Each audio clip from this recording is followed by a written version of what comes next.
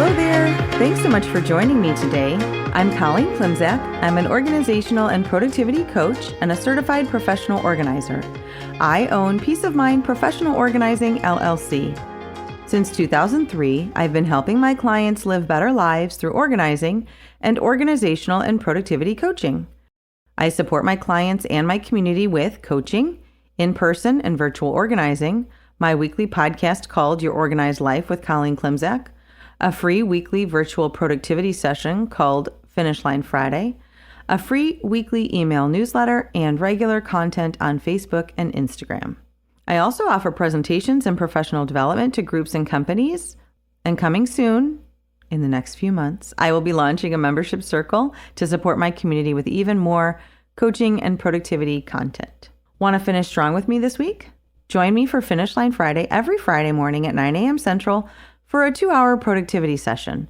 Drop me an email at colleen@peaceofmindpo.com or follow the Zoom room link on my Instagram or Facebook pages. Welcome to Your Organized Life, episode 79. A belated happy Memorial Day. When this episode drops, I will be arriving home from a road trip to Maryland for a family wedding. We are excited for the adventure. And maybe there will be some colorful commentary about 8 people in a 15-passenger van for 12 hours each way. Should be interesting, but I'm still excited for the adventure. A few recent client interactions made me realize I need to do better communicating about what does and does not happen in organizing or coaching sessions. So let me explain in this week's new article, Better Than Expected. How should I take this statement? How would you take this statement? This was better than I expected. I feel like I need to talk about it. I just have to laugh. I had 2 in-person clients recently who were new to me and to the organizing process. I met a new client this week who's an amazing person. My clients are so cool. I get to meet such great people. This new client is a good human being doing such good things. I also worked with a different new client last week. This particular client is the daughter of an existing client and wanted me to help her with a project. So 2 different clients, 2 different days, 2 completely different projects. And they both said, this was better than I expected. Again, I don't know how to take that some days. So one of the clients, this week's client, had questions about productivity, time management, and routines. And, that is my jam. I love that. Last week's client needed in-person organizing of things. She needed help with closets and organizing and getting her closet organized around her new job and getting ready in the morning in professional clothes. Routines, true, yes, but mostly the physical structure around getting her clothes organized. And that was so awesome, such a satisfying project. As I always do, I checked in with my clients as our appointments progressed. We check in around the agenda for the day, the scope of the work, their expectations, and how they feel that we're doing. And each of them said, wow, this is not what I expected at all. Obviously, my next question always then is, okay, well, is that good or bad? And then I ask, what were your expectations that this is not what you expected?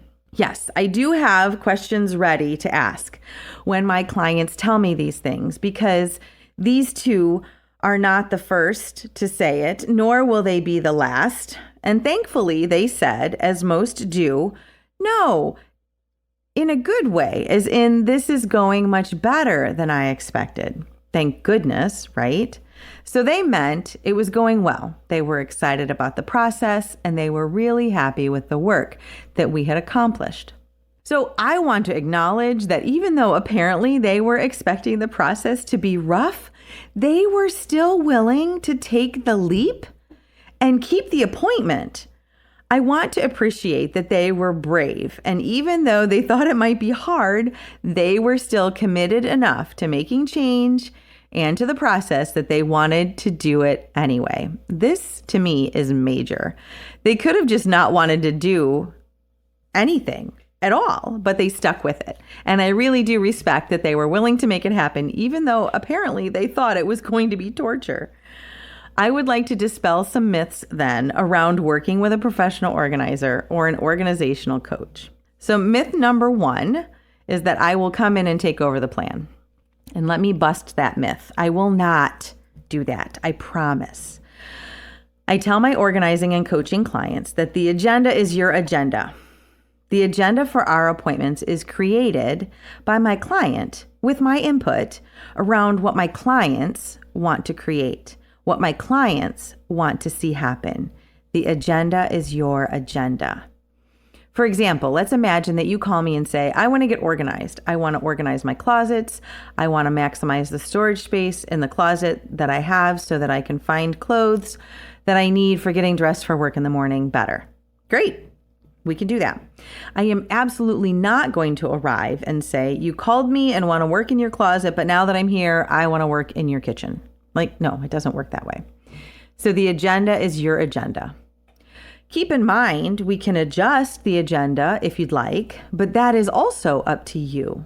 Sometimes when we're making good progress, you may say, I'd like to pause this project and get your opinion on these other 2 spaces in my house before you go. That happens all the time, and we can do that. But you are still creating the agenda. I'm not there to make you do anything you don't want to do. I have a myth 1.5 because I feel this is related to the first myth. But this myth is, if you're unclear on your goals, I'm going to tell you what your goals are. And again, that's related to myth number 1, but I'm going to bust this one too. I assure you, we are going to figure out your goals together. Perhaps you know you want to get organized, but you don't know where to start or which projects are most important. And then we can talk that through and figure that out. Myth number 2 that's come up recently is that you will be judged or shamed for any disorganization. Let me bust that myth for you too. No, you will not be. I promise you. You are awesome. You have many strengths and skills, and I am betting that you are more organized than you think. Most of my clients are more organized than they realize. And even if you're not, that's okay too. I am organized and I'm here to help. I have heard from many of my clients over the years that they had in their past been shamed or judged for being disorganized. So hear me now. I'm not going to shame you, and neither should any other organizer or coach. There's no shame. There's no judgment. I don't expect everyone's space to be organized. If it were, why would you need me, right? What does happen is active listening, which is not judgment. If you're calling an organizer or a coach, you are looking to change your situation or your environment. That's not judging. That's just hearing what you are saying. And hearing that how your situation currently is not how you want it to be, that you want it to be different. And we work together to make that different. I can help you, and I have dozens of ideas to help. I'm not going to shame you. There's no judgment. I'm not going to yell or shake my finger or turn around and walk away. Myth number 3 is I'm so overwhelmed, I don't know where to start, right? I have that in quotation marks. I wish I had a nickel for every time somebody had said that to me over the years. And this may not be a myth because you really may be feeling overwhelmed, but I'm not, and I will help us figure out where to start. Myth number 4 is that you're going to make me get rid of everything. I hear this one all the time. At organizing appointments, at presentations, all the time. My goal is not to make you get rid of things. That may be an outcome, but it is not the broad goal. Very often, getting organized conversations require that we change things, right? If the current situation isn't working, then yes, we need to change. And at times, that means we have to purge things completely from our home. And sometimes it means our things need to just go elsewhere in our home. For example, last week when I was working with my client on her closet, I didn't make her get rid of anything. She had already decided that a few things didn't work for her anymore, style-wise, and we set those aside to donate. But for the majority of our time together, we discussed that with the limited space she had for her current clothes, she should separate her clothes by seasons and put the wintry clothes into storage until fall. She didn't get rid of things, we just stored it differently.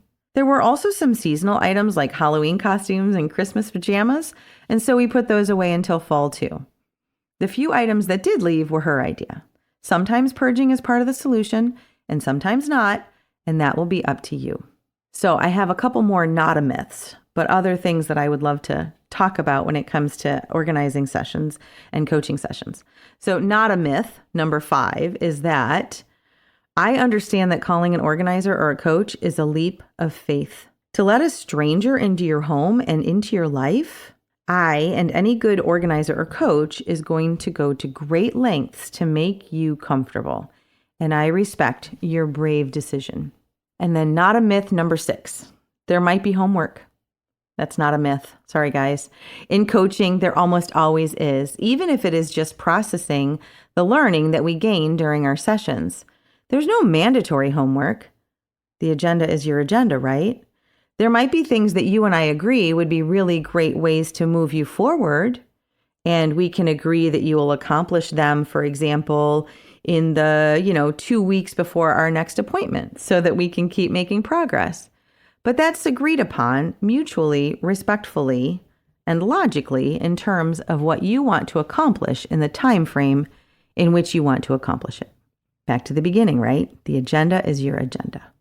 To recap, whatever it is people expect to have happen, more often than not, I hear wow, that organizing or coaching session went way better than I expected.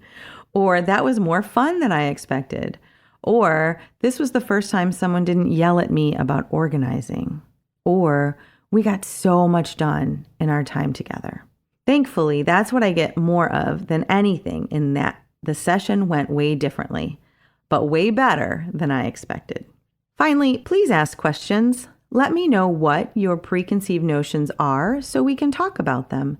If you have fears of any kind, reach out and we can talk them through. Don't let fear of the unknown keep you from taking the leap and making your life better. Organizing and organizational coaching isn't painful. It is work to do and be and get better, but it will most likely go better than expected. Support around organizing and coaching topics is what coaching obviously is all about. If it's time to invest in yourself and explore coaching for organizing and productivity, I would love to hear from you. Drop me a line via email at colleen@peaceofmindpo.com or message me through any of my social media platforms like Facebook, Instagram, or LinkedIn. Thanks so much, and talk to you next week.